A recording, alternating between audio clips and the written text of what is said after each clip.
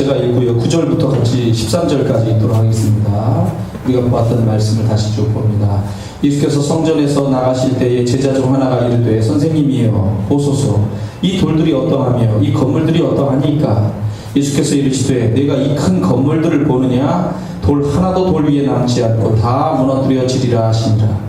예수께서 감람산에서 성전을 마주대하여 앉으셨을 때에 베드로와 야고보와 요한과 안드레가 조용히 묻되 우리에게 이르소서 어느 때에 이런 일이 있겠사오며 이 모든 일이 이루어지려 할 때에 무슨 징조가 있사오리이까. 예수께서 이르시되 너희가 사람의 미혹을 받지 않도록 주의하라. 많은 사람이 내 이름으로 와서 이르되 내가 그라하여 많은 사람을 미혹하리라. 난리와 난리 소문을 들을 때에 두려워하지 말라. 이런 일이 있어야 하되 아직 끝은 아니니라. 민족이 민족을 나라가 나라를 대적하여 일어나겠고 곳곳에 지진이 있으며 기근이 있으리니 이는 재난의 시작이니라. 같이 읽습니다. 너희는 스스로 조심하라. 사람들이 너희를 공회에 넘겨주겠고 너희를 회당에서 매질하겠으며 나로 말미암아 너희가 권력자들과 임금들 앞에 서리니 이는 그들에게 증거가 되리라 함이라. 또 복음이 먼저 만국에 전파되어야 할 것이니라. 사람들이 너희를 끌어다가 넘겨줄 때 무슨 말을 할까 미리 염려하지 말고 무엇이든지 그때 너희에게 주시는 그 말을 하라. 말하는 이는 너희가 아니요 성령이시니라. 형제가 형제를 아버지가 자식을 죽는데 내어주며 자식들이 부모를 대적하여 죽게 하리라. 또 너희가 내 이름으로 말미암아 모든 사람에게 미움을 받을 것이나 끝까지 견디는 자는 구원을 받으리라. 아멘. 예, 지난주에 다 무너뜨려지리라는 말씀을 드렸고요. 오늘은 다 무너뜨려지리라 두 번째 말씀으로 이 말씀을 드립니다. 예수님 당시에 아직도 지어지고 있었던 것이 이스라엘 역사의 세 번째 성전 헤롯 성전입니다. 아주 화려하고 웅장한 성전이에요. 금으로 도배를 하고 흰 대리석으로 이렇게 만들어서 하나의 거대한 조각품으로서 만들어지는 헤롯 성전. 그런데 이 성전을 물으니까 돌 위에 돌 하나도 남지 않고 다 무너뜨려진다는 예수님의 충격적인 말씀에 제자들이 놀랐죠. 놀랐더라. 그래서 감람산에서 마치 그 로마 군이 얼마 있다가 이렇게 이스라엘을 공격을 하게 되는 마치 그 자리 같은 느낌이 드는데 그곳에서 앉아 계시는데 예수님의 제자들이 4명이 와서 물었어요. 도대체 무슨 일이 일어나는 겁니까? 그러니까 예수님께서 미래에 되어질 일들, 성전과 예루살렘 멸망에 대한 이런 말씀들을 해주셨습니다. 지난주에 우리가 그 중에서 2가지 말씀을 드렸어요. 미혹하는 일이 생겨진다. 이단들에 대한 조심들을 우리가 항상 해야 돼요. 이 뉴스, 인터넷 이런 것들을 검색해 보다 보면은 많은 인터넷에서 그들이 활동하는 걸 봅니다. 자기들의 그런 종교 이런 것이 자기들이 믿는 그 하나님이 맞다고, 그 교주가 하나님이 맞다고, 그리스도가 맞다고 하면서 그분을 믿으라고 막 하면서 미혹하는 일이 생겨지는 거예요. 두 번째, 난리와 난리 소문입니다. 이 난리 소문은 대적하는 전쟁이 일어난다는 거예요. 민족과 민족이 대적하는 전쟁이 일어나고 지진이 일어나고 기근이 일어난다는 겁니다. 이런 일들이 일어난다는 거예요. 자, 오늘 세 번째 말씀, 핍박이 있을 거다라고 하는 겁니다. 한번 따라서 하겠습니다. 핍박이 있다. 사람들이 너희를 공회에 넘겨주겠고 너희를 회당에서 매질하겠으며 권력자들과 임금들 앞에 설게 될 것이다. 그들에게 증거가 된다. 자, 핍박의 종류는 3가지 정도로 나눌 수가 있습니다. 하나는 종교적인 이유, 또 하나는 정치적인 이유, 또 경건의 이유, 이런 이유들이 있습니다. 종교적 이유는 다른 것이 아니고 종교가 다르니까 기독교인을 공격하고 핍박을 하게 되는 겁니다. 특히 이슬람 지역에서는 다양한 폭력과 위협, 직장에서 쫓겨나고 죽임을 당하는 일이 일어나고 있습니다. 숫자상으로는 기독교가 많아요. 그런데 이슬람들은 이 보복적인 것이, 우리는 사랑의 문제를 가지고 접근을 하지만 그들은 직접 칼을 들어버리니까, 총을 들어버리니까 이게 문제가 되는 거예요. 우리는 미국이 기독교를 보호하는 마지막 보루처럼 이렇게 생각을 할 수가 있습니다. 그렇게 우리는 생각을 하는 어떤 고정관념 같은 생각들이 있는데, 그러나 미국이 꼭 그렇게 하진 않아요. 미국은 많은 문제를 가지고 있습니다. 미국의 내부적인 문제를 특별히 들여다보면요, 미국에서 마약 문제가 지금 계속 끊임없이 일어나잖아요.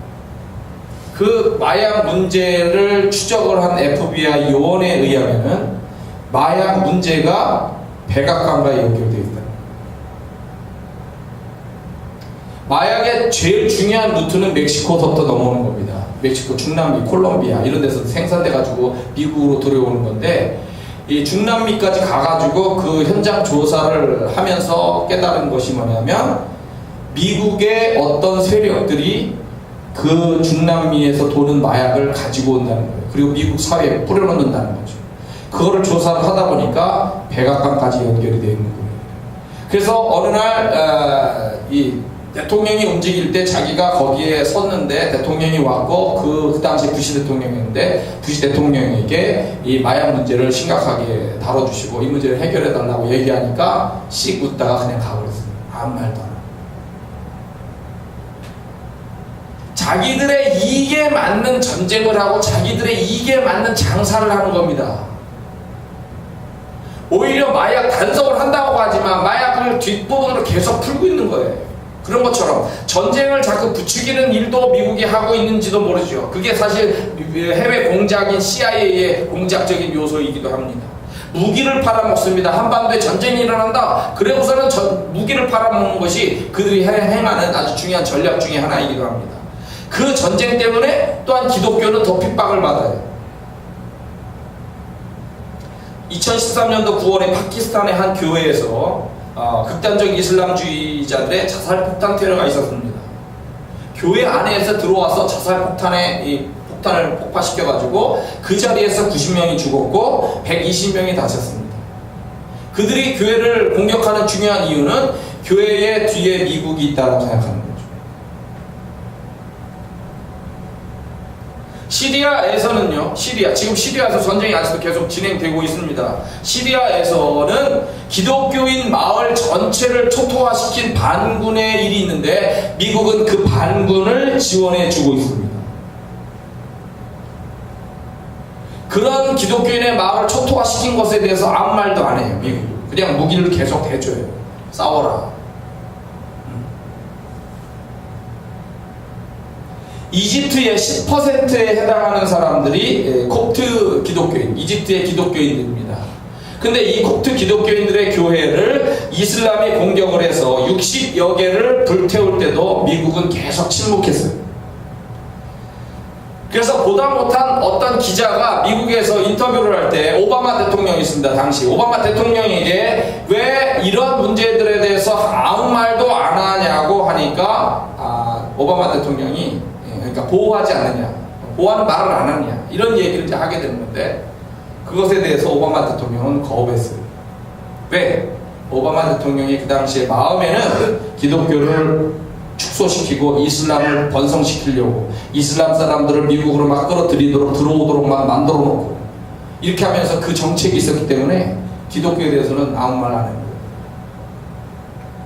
전체 인구의 90%가 불교 신자였던 불교 국가 라오스에 보면은 기독교인이 1.5%입니다.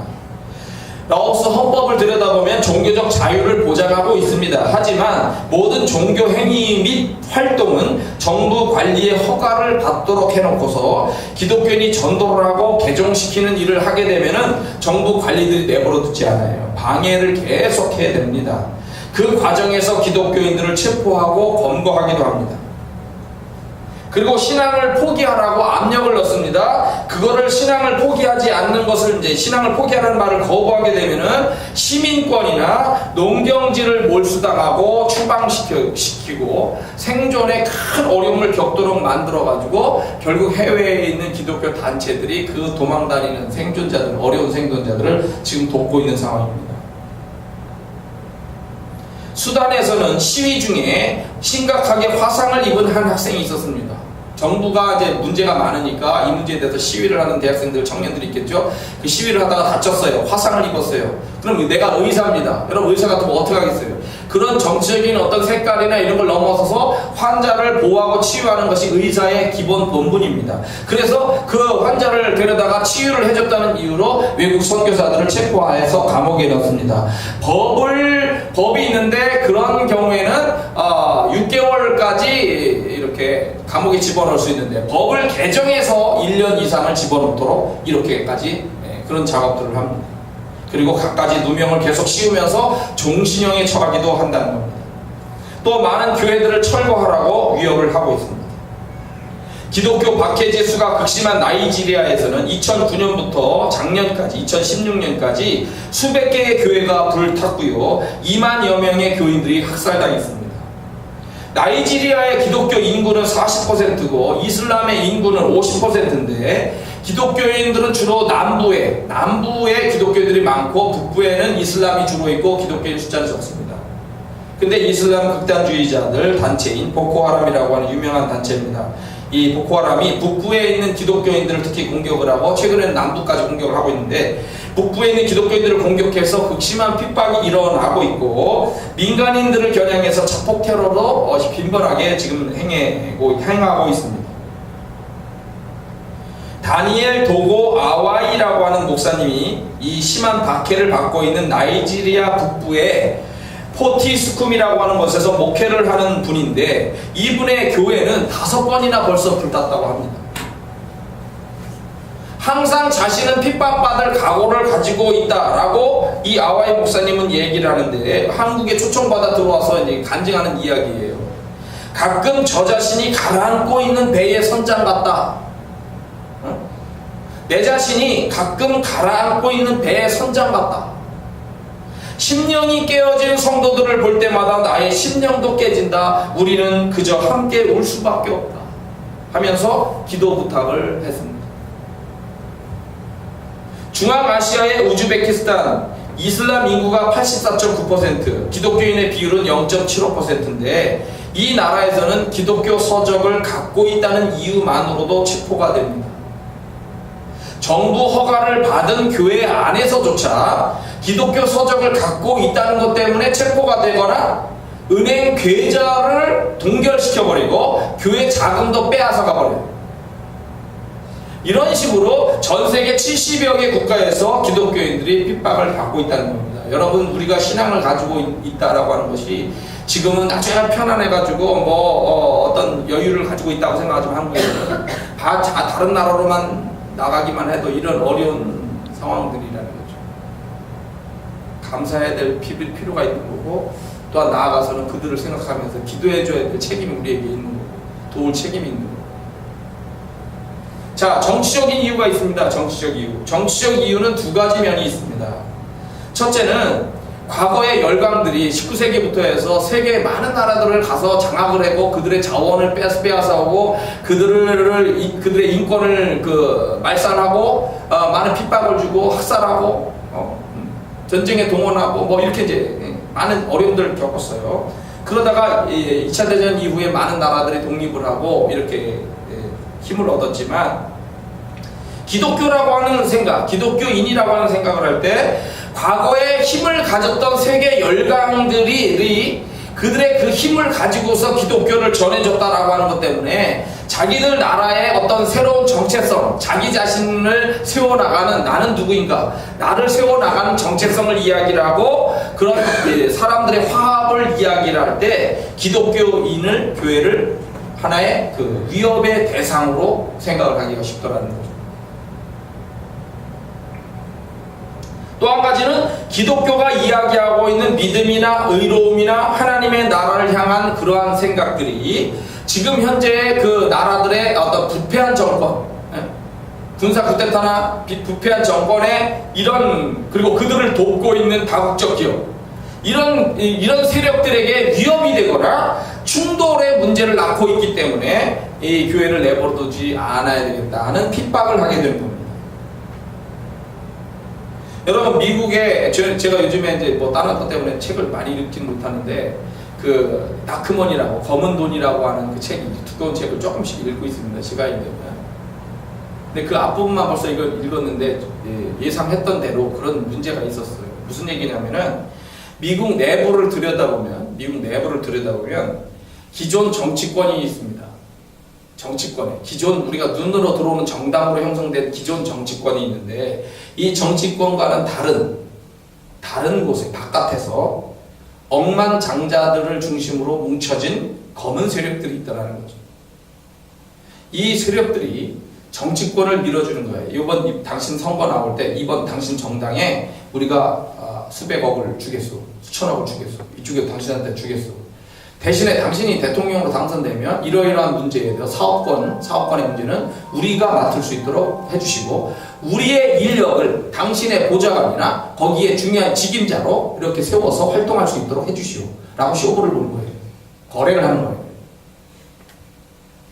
그래서 정부가 발주하는 많은 사업의 사업권을 따서 엄청난 돈을, 막대한 돈을 벌어들이고 있는 거예요. 그리고 그러면서도 이 기존의 정치권과는 다른 자기들만의 세력권을 계속 유지를 하고 세계까지 주물럭거리려고 하는 생각을 가지고 있는 겁니다. 여기에는 뒷인면에 적그리스도 세력이라고 하는 프리메이슨이나 일루미나티라고 하는 그런 무서운 세력들이 같이 또 작용을 하고 있겠죠.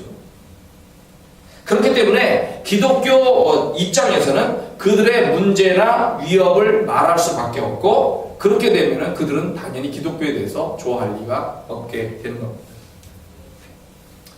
특히 부패한 정권을 가진 그런 많은 나라들에서는 기독교를 핍박하게 됩니다. 왜냐하면 그 부패한 정권에 맞서 싸우는 건 두 가지예요. 하나의 부패한 정권이 나타나게 되면 맞서 싸우는 게 두 가지인데 하나는 공산주의, 하나는 기독교인입니다. 공산주의는 무력을 가지고서 이 정권을 무너뜨리려고 계속 싸우게 되는 거고 기독교인은 사랑을 가지고 싸우게 되는 거예요. 둘 다 미워합니다. 여하튼. 자, 북한을 한번 보면요. 북한 같은 경우에는 북한 노동당이 1953년도 6.25 전쟁이 끝나고 휴전을 했는데 1954년에서 1970년 사이에 북한 지역에서 종교를 완전히 말살하는 정책을 했습니다. 그래서 북한 지역에서 1954년 이후에 태어난 사람은 어떤 종교도 접하지 못하도록 차단 정책을 실시했다고 합니다. 북한 노동당이 반당 혁명 분자로 체포한 기독교인 등 각종 종교인 수가 20만 명 이상이 되는데 이 중에서 지금까지도 신앙을 포기하지 않고 있는 기독교인으로 알려진 사람이 수만 명에 이르는 것으로 알려져 있는데 그 중에서도 투철한 기독교 신앙을 가진 5천여 명의 사람들을 지하 군사기지 건설장이나 시베리아 벌목장으로 끌려가서 1970년대까지 초까지 일하게 했고 대부분 고역으로 사망을 했습니다. 탈북자들의 증언에 의하면 그 당시에 그곳에서 5, 60명의 나이 들고 병약한 그러나 얼굴이 깨끗하고 밝은 표정의 노동자들을 보았는데 기독교인들로 목사를 포함하여 2,000명 정도가 1950년대에 당시 무인도였던 그곳으로 끌려와서 거대한 지하 군사시설을 위한 강제 노역에 종사했다고 합니다.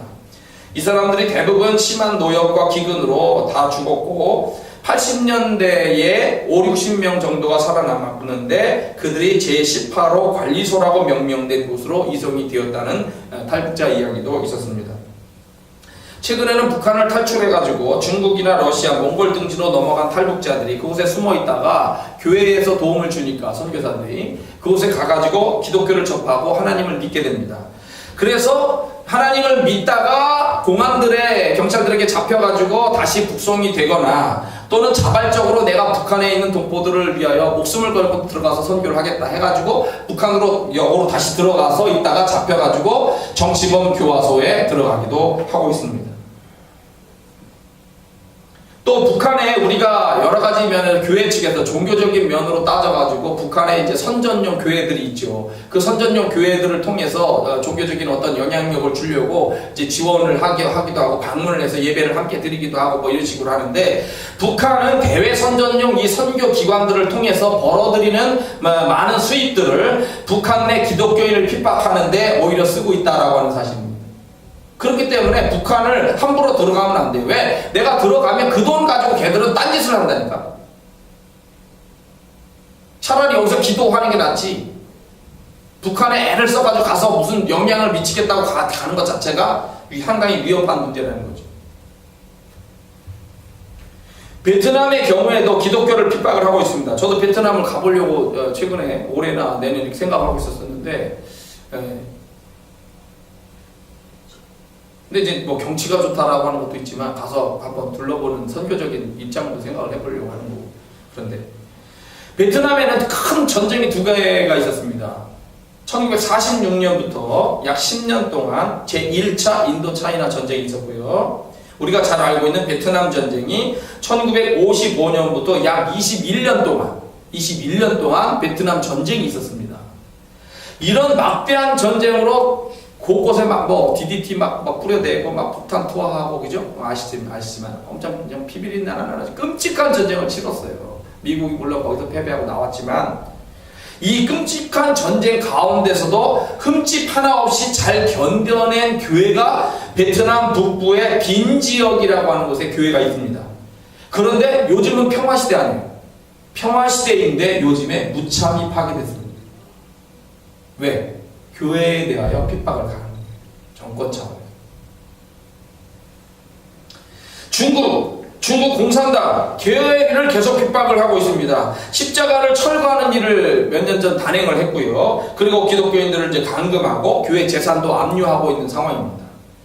2017년도 세계 기독교 박해 순위 20개국을 보면은 1위가 북한, 그 다음 소말리아, 아프가니스탄, 파키스탄, 수단, 시리아, 이라크, 이란, 예멘, 에리트레아라고 하는 그 홍해 연안에 사우디아라비아 근처 쪽으로 이렇게 있는 중간 처음 들어보시죠? 에리트리아라고 하는 나라도 있고요. 11위가 리비아, 나이지리아, 몰디브,